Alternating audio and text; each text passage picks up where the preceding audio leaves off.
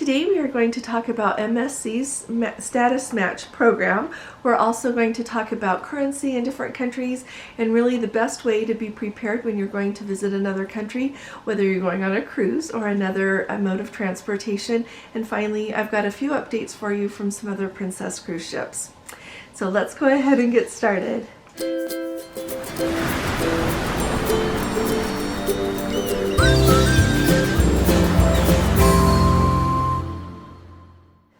Hi there, this is Allison with Let's Go Travel Tips. Today is Tuesday, it's December 27th of 2022. I can't believe we've only got a few days left of 2022. I think this year went so fast. Let me know what you all think and put it in the comments below. So first of all, MSC has what they call their Cruises Status Match Program. And how it works is they will match the status that you have so that you can try out MSC cruise lines. They let you do it one time and they accept your status, whether it is with cruise line loyalty status, whether it's with hotels, tour operators, whatever status that you have got, you can go ahead and contact them. They will accept that status and give you perks, and then they also enroll you in their MSC Voyagers Club, which is the loyalty program that MSC has for their cruisers. So first of all, you book your cruise and then you contact them. Then they will enroll you in their Voyagers Club, and you get a 5% discount on all the sailings that you make anytime, anywhere. That's part of it.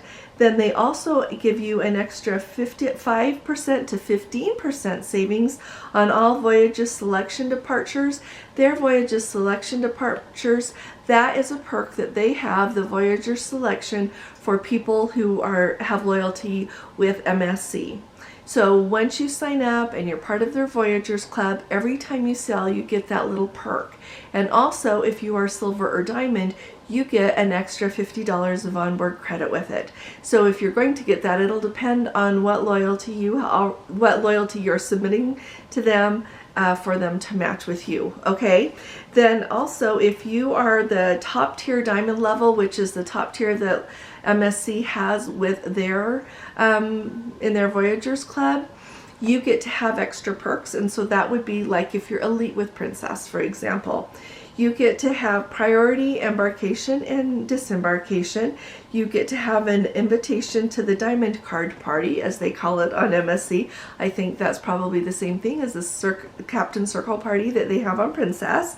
They give you a complimentary specialty restaurant, and it says, quote, tasting menu, dinner for two, which I think that sounds wonderful. It sounds like you get to taste all of the different things that they offer, so you'll have a really good idea of what their specialty dining is like.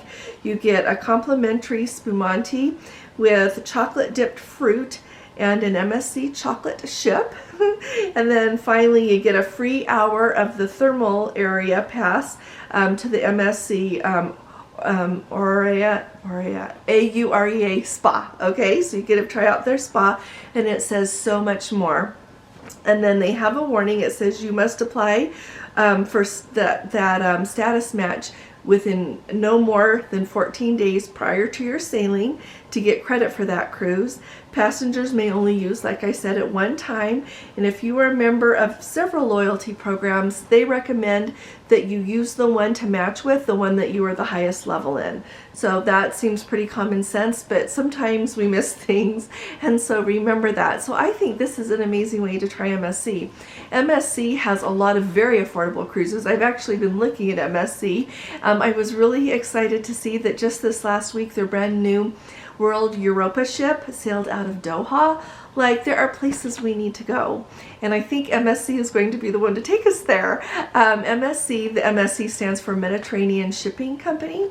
They've been around for a long time. I know that a Let's Go family member mentioned to me not too long ago that they booked a Mediterranean cruise on MSC for this summer. So when you go, let us know what that is like. I know that there are so many places to go, and like I was telling you with Celebrity, I was really pleased with how much I enjoyed that, because that opens more doors, and it sounds like MSC will do the same. I know, just a heads up, it is more of a European sailing experience, so the food will be a little bit more, sorry, not Mediterranean, European. So the food will be a little bit different. Some people complain about the food on MSC. Some people love the food. Some people say it's fine. And that leads me into this next topic that I want to talk to you about really quick. And it's about the food service on Celebrity. So when I was just on, you know, I had the late dining time at 8:30 every evening in the main dining room, and I dined with other people. So, and usually at my table there were 6 or 8. I think the most that there were ever at my table were 10. Overall, our service was really good. It would usually take us, we would get there, you know, dinner would start at 8:30, and usually we were done by 10, and that included a lot of visiting, a lot of talking, and food would come throughout the time that we were there. But this is really important to note.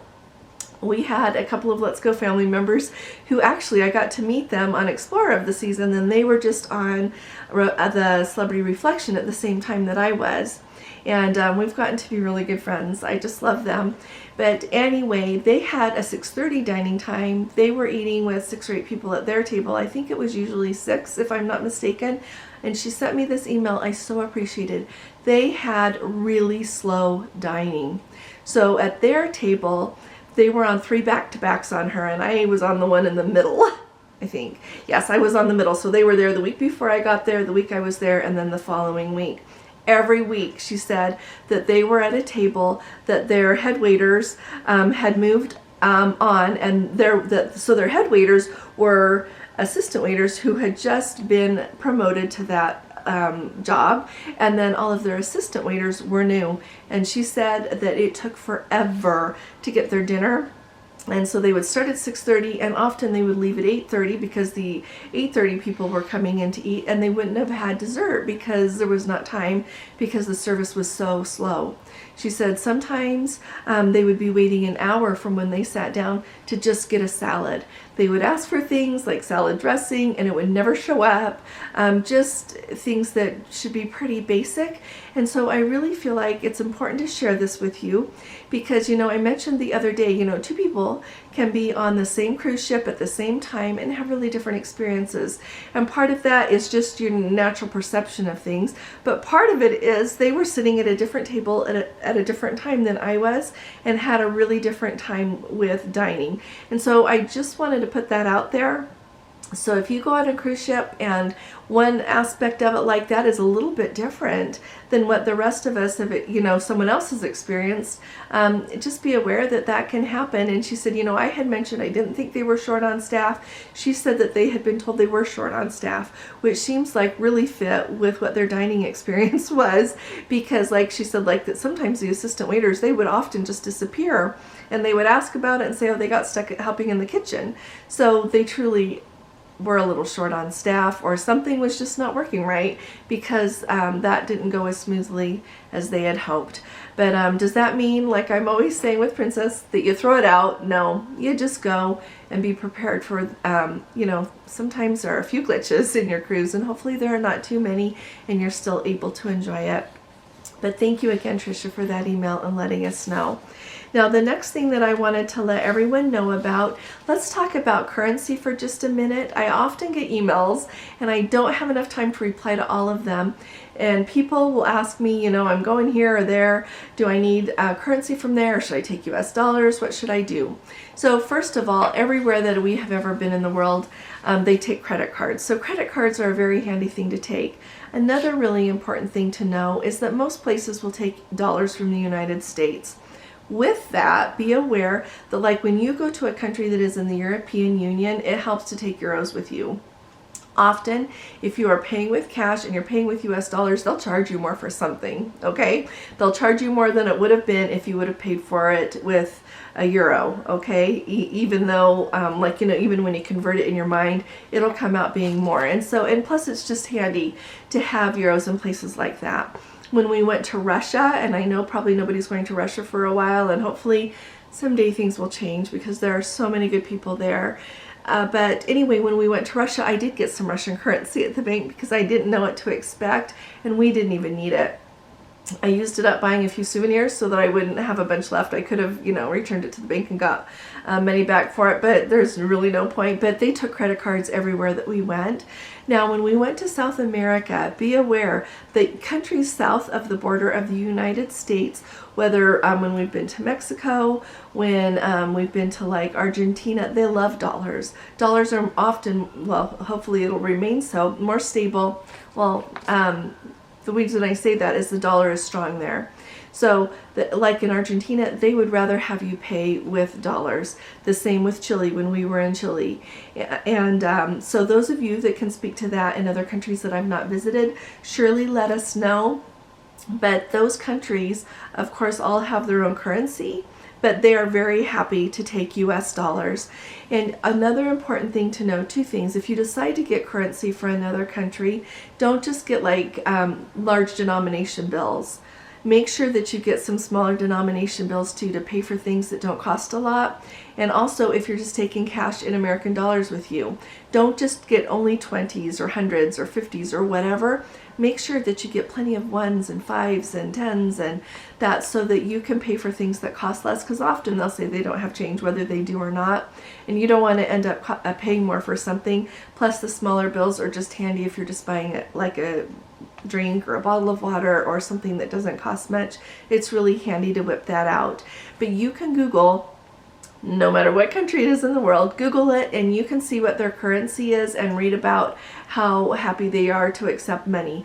Now, I know that, like, be aware when you go to Great Britain, you're going to need pounds there. When we were in Wales, they took pounds, and it was nice, really nice to have pounds there. And so just keep in mind, and if you want me to go more in depth on this, I can, but I've just had so many questions, mainly about for like in South America, and I do know from my travels there, my research and talking to people, that they really like US dollars. So if those of you have other experiences to share, please do put them in the comments.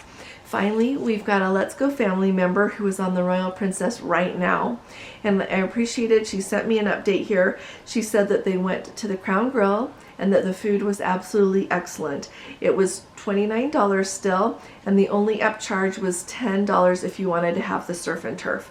She also wanted to let us know that she went, they have the shops of Princess there, and they have different shops, and she went to the Pandora and bought, well, I don't know which shop she bought it in, but she bought a Pandora bracelet. Some ships have a Pandora shop, and some of them you just go in jewelry, there's different shops. But anyway, she bought a Pandora bracelet, was 30% off. She was very pleased with it, but they did not add on that extra 10% off that you're supposed to get from being elite.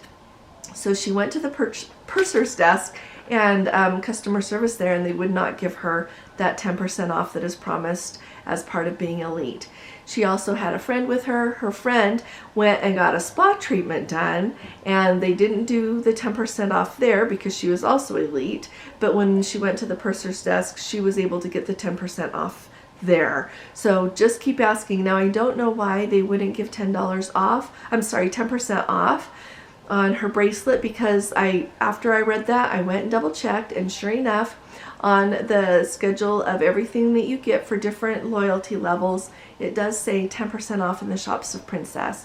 So if any of you have any other experience to share with that, please do. Now, another thing she said is they are sailing right now at capacity with 3,200 passengers. She said the purser's desk said that that is considered full capacity. When you look up online, full capacity, the Royal Princess was built to handle 3,660 passengers. But she said that they said it is considered full because they are keeping extra cabins available in case of illness. So that's news for us. So thank you very much for sending that to us, Kelly. Finally, we've got an update on the Diamond Princess. A Let's Go family member was asking about it, and well, I've been asking you as well, and so I really appreciate this reply that we got, and it was on our Facebook group. So if you haven't joined us on our Facebook group, get over there. But since I've been asking about it so much, and I know there's a lot of you who are not members of our Facebook group, I'm going to share it with you here. She said that they really enjoyed the Diamond Princess. It felt very cozy compared to the Enchanted Princess that they had just been on. She said the food was okay. It wasn't terrible, but it wasn't all that great. Like, it wasn't remarkable either. It was okay. She said they didn't particularly enjoy the buffet, and so they either ate in the main dining room for every meal, or they would eat in a specialty dining. She said that the Sabatinis was excellent, and the chocolate dessert there was superb. And finally, she said she would give them an A+ on the ship for service and for friendliness, and overall, everyone that they met and all of the crew members were just outstanding.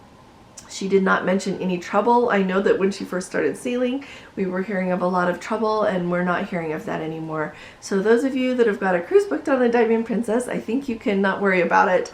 Just go and be ready to enjoy. I think that right now that the food we are hearing about is across the board, either okay or really good, depending on who is eating it, and also the experience that they have on the ship that they are on. I have not heard of terrible food on Princess for quite some time now, so hopefully things are getting better. She said they didn't prefer the buffet, wasn't great, but she also said it wasn't terrible. You know, she didn't say that it was inedible. So that's where we stand today. I really appreciate you all being here with me. If you've got questions about anything, surely do put them below, and please do subscribe if you haven't. We need you with us, and if you appreciate these updates, please give this video a thumbs up. I'll be talking to you all again really soon. You all take really good care. God bless you. Love you. Bye-bye.